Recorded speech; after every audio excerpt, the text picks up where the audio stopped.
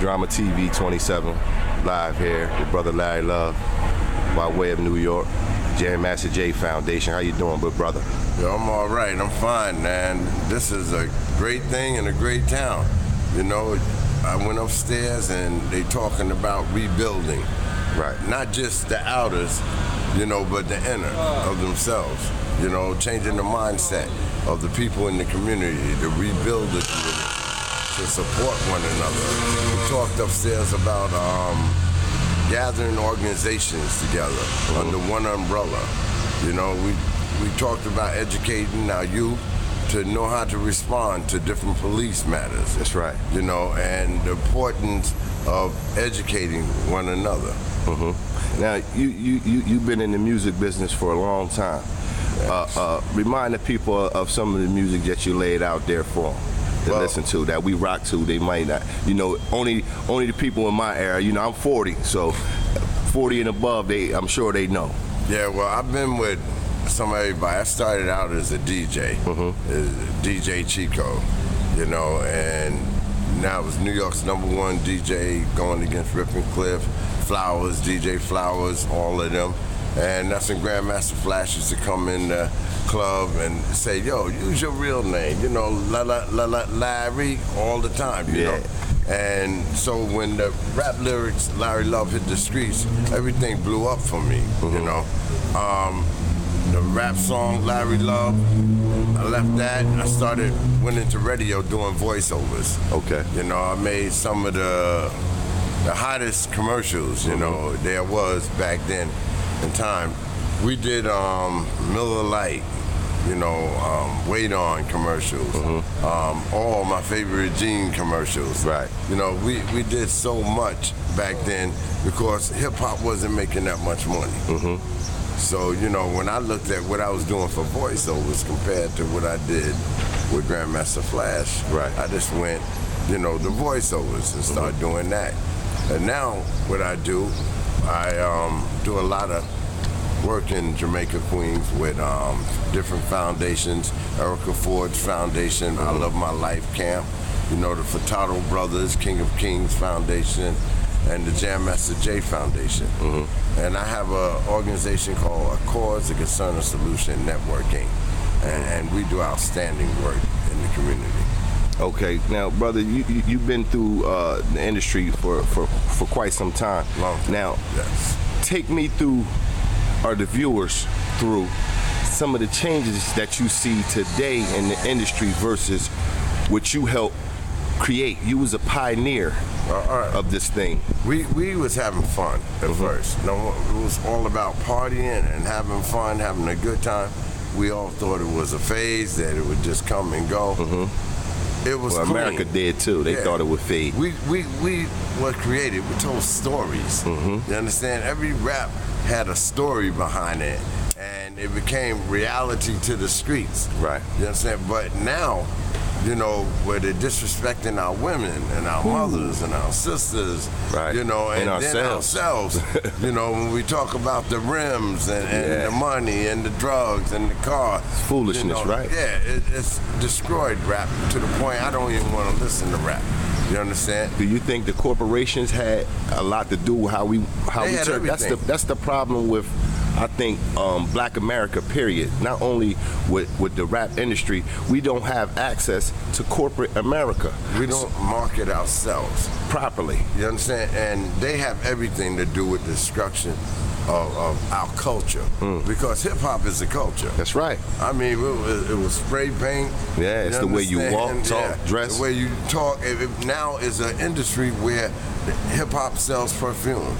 It sells law. You got lawyers in hip hop, doctors in hip hop. There's a clothing line, and they can't even stand the music. And I'm telling you, because that's why they marketed the cursing and the disrespect, because they know that's part of the destruction they need for our people to absorb. I always go back to Curtis Blow. He always told me one thing. He said, Larry, I did 125 records, not one curse word in it. Wow. You know, and that's the positive that hip hop had. It showed your creativity. To what we have today. You know, and long-term longevity, you know, because the average artist come out now is 3 years unless you really got that thing. Right. You know, you're gonna last 3 years, or if you make it a year. You know, it's just now radio. Now you're up in New York, and there's a lot of movement going on. It's a lot of activity, a lot of what I could say is a gathering of the people. It's always been consciousness in New York. It's always been consciousness. Speaking on the terms of 10-10-15, Justice or Else, the brother minister Louis Farrakhan. How do you feel about that statement, and how do you feel about that movement itself? No, it is time. It is time. I preach so many times about when somebody's killed, how we're gonna march, we're gonna protest for a little while, then we go about our business. It's all over, business as usual. It's time to say justice or else. That's right. You know, we tired of marching, tired of candlelight visuals, time begging, you know, for justice. That's right. We are actually begging, and like they spoke on, Martin Luther King, we fighting the same demons that Martin Luther King fought, Jesse Jackson fought. You know, Farrakhan's fighting. You know, over and over and over again, we had the same fight, and we're not getting anywhere. That's right.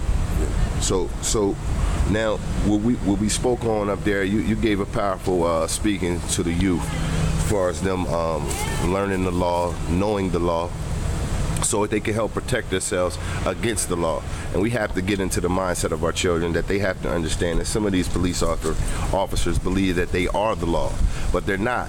They're there to uphold it, and so are we. You know, so if they know the law, just like the Black Panther Party, when they was afraid of them because they walked around with the law books in their hands. That's right. You know what I'm saying? They walked around with the law books in their hands, and they understood, like, if the police was doing something wrong, you know, they had to be accountable for the same law that was written, even though we weren't initially a part of the Constitution, and sometimes I still believe that we're not.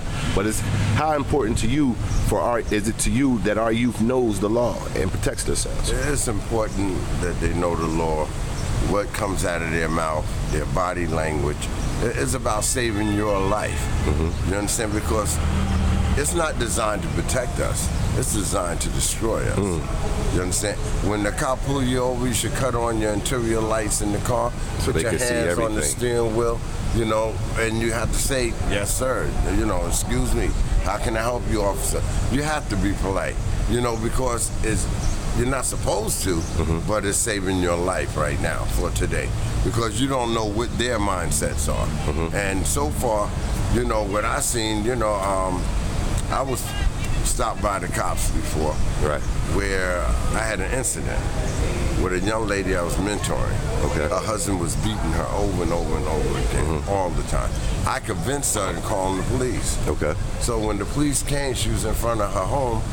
When the police came, I was sitting in my car, and I said, oh, you know what? I need to support her. I can't talk her into calling the police and then I sit in my car. That's right. You know, so I got out and I gave them distance and I stood there, and he said to the lady, Miss, we cannot take your complaint. And she said, why, officer? And to that motherfucker with that Sean Bell shirt, get away from my car. Wow. Now I had his police chief number on speed dial. You understand? So I asked him, I said, excuse me, sir, could you repeat that? You know, and his chief said, tell them, I said, come back to the office right now. Because the rookie, you understand, was more shocked than I was that the police officer said that. Right. And I could have been Sean Bell's son. That's right. I could have been his father, his uncle, somebody, and we would have set that powder puff off in our community. So let me ask you real quick. With you had Sean Bell, you had Amadou Diallo. That was horrendous what they did to those brothers up there. It was a whole bunch of stuff up there. What's the young lady's name? Hawkins over there in Bensonhurst. Oh yeah, I forget the name. Yeah. I don't want to just run over it, but right. But can you tell me the temperature? What was the mindset of the people, especially when Sean Bell incident happened? Give me a little insight on what that atmosphere was like, being from New York. When the incident happened, I'm a community activist, so I'm out there with the politicians, and I work with the police department every day. And so what they did, the mayor called a meeting at Thomasina's, and in this meeting, all the elected officials and me was around the table. And the mayor said to them, please, can you calm the community down? We don't want any problems. And let me go back. The night before then, our community leaders was on TV saying, we are not tolerating this. We're into this right now. Made everybody in the community feel good. You understand? But at that meeting, when that white man said, can you please go out there, elected officials, I'm counting on y'all to calm the community down. They came out and did a press conference saying, would y'all please just calm things down? You understand? And we asked them, will you walk with us through the projects in our community? Yes, Larry, we will come out with you and walk through the community and talk to the people. You know, the next day, they did a little march, a little candlelight visual, and that was it. And they went back to regular living. Yeah, we tried to join forces with the NYPD. Right. And feel sorry for the NYPD. But they just gave 50 shots to this brother. You understand? When the march was over, the bells went for the lawsuit, but they got a Sean Bell Community Center. That's beautiful. Where they was teaching the kids different computer technology, different things in the community. And our elected officials, now that Sean Bell is dying down, would not support that system. And they end up having to close down our community center there for the Sean Bell Center. You know? So they give you to shut you up and to quiet you down. They try to and that's why I say it's time to stop marching, stop asking for anything. It's justice or else. I appreciate your prime time, Brother Larry. Now, if some of the viewers would like to, because you know you're here from New York, you're here in Harrisburg today with the Hip Hop Stop the Violence movement, you know, along with the Zulu Nation and Jam Master Jay Foundation.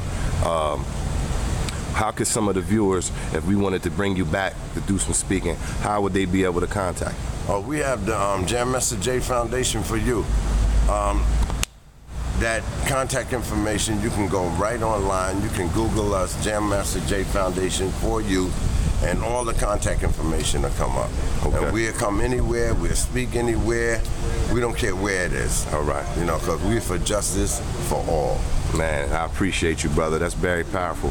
D.R.A.M.A TV 27, live, Harrisburg, PA. D.R.A.M.A TV, D.R.A.M.A TV. That's right, baby. Thank you. All right.